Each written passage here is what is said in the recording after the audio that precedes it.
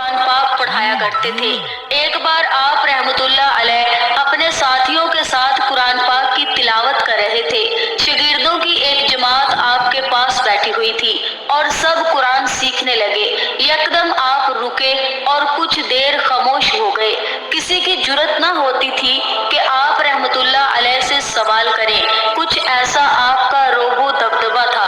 कुछ देर के बाद आपने फरमाया कि अब मुझे कब्रिस्तान जाना पड़ेगा।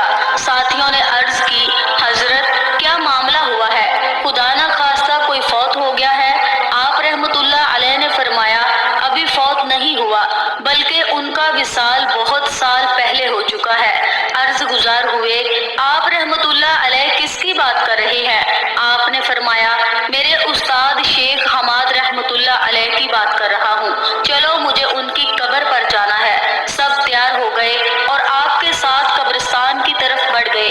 आप रहमतुल्लाह अलैह चेहरे पर फिक्र लिए आगे बढ़ते जा रहे थे। ऐसे फिक्र जैसे कोई अपना दर्द और तकलीफ में हो, कोई बुला रहा हो, कोई पुकार रहा हो मदद के लिए। आप रहमतुल्लाह अलैह जल्द से जल्द उनकी कब्र पर पहुंच जाना चाहते थे। कब्रिस्तान के पास पहुंचकर आप कुछ देर रुके और साथियों से फरमाया कि आप लोग जरा बाहर चले जाइए, मुझे यहाँ इस कब्र वाले यानी साहिबे कब्र के साथ कुछ वक्त बिताना है। मुसाहिबीन आप रहमतुल्लाह अलैह के हुक्म पर कब्रिस्तान से बाहर चले गए। आप बहुत देर तक हुजूर बगदाद सैयद हमादुद्दीन रहमतुल्लाह अलैह की कब्र पर तशरीफ फरमा रहे।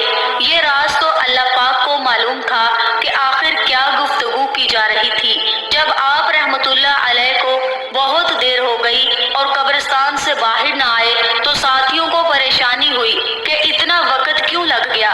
खैर तो है, बोला गया कि कोई एक जाए और देख कर आए।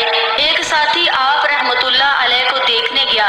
देखा कि आप रहमतुल्लाह अलैह किबला रुख होकर नमाज पढ़ रहे हैं और नमाज ऐसी के लंबा रुकू, लंबा कयाम, लंबे सजदे आपने किए।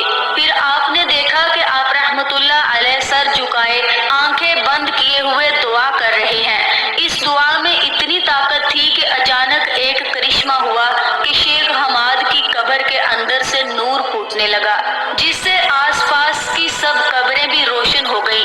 वो मंजर इतना पुरकैफो हंसी और दिलकश था कि वो शख्स इस नज़ारे में खो सा गया। सैयदना पीराने पीर दस्तगीर गौसे आजम रहमतुल्लाह अलैह दुआ करते रहे। इतनी तड़प उस दुआ में थी कि आंसू बहते जा रहे थे और दुआया कलमात लबे मुबारक से निकलते जा रहे थे। क्या माजरा था, साथी समझ न सका। और इतनी शिद्दत से दुआ मांगने का क्या मकसद था? आखिर क्यों हुजूर रहमतुल्लाह अलैह इतना रो रहे थे? जब उस शख्स को थोड़ा होश आया तो कब्रिस्तान से बाहर आ गया। जबान बंद, दिल चुप, नजर हैरान, दिल में रोशनी ही रोशनी। ये शानी विलायत देखी गौसे आजम की, अकल दंग थी। वो सवाल दिल में लिए बस आपका मुंतजिर था। जब गौसे आजम रहमतुल्लाह अलैह कब्रिस्तान से बाहर आए तो आपसे पूछेंगे आखिर इस दुआ को करने का मकसद क्या था। काफी देर के बाद आप रहमतुल्लाह अलैह कब्रिस्तान से बाहर आए और चेहरे पर दिल लूटने वाली मुस्कुराहट थी। इतना इत्मीनान देखकर वो लोग पूछने लगे, हजरत सैयदना औलिया गौसे आजम अब्दुल कादिर जिलानी रहमतुल्लाह अलैह क्या बात है? तो आप रहमतुल्लाह अलैह ने फरमाया, हाँ बस खुशखबरी है,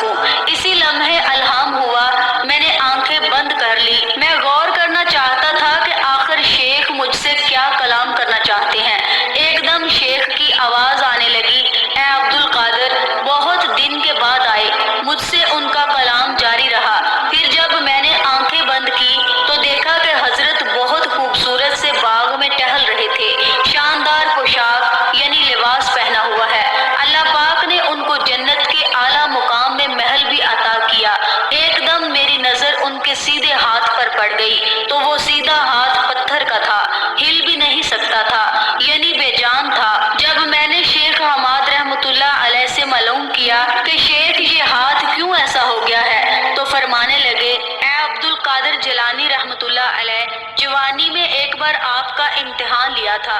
اسی سیدھے ہاتھ سے آپ کو پانی میں دھکا دیا تھا۔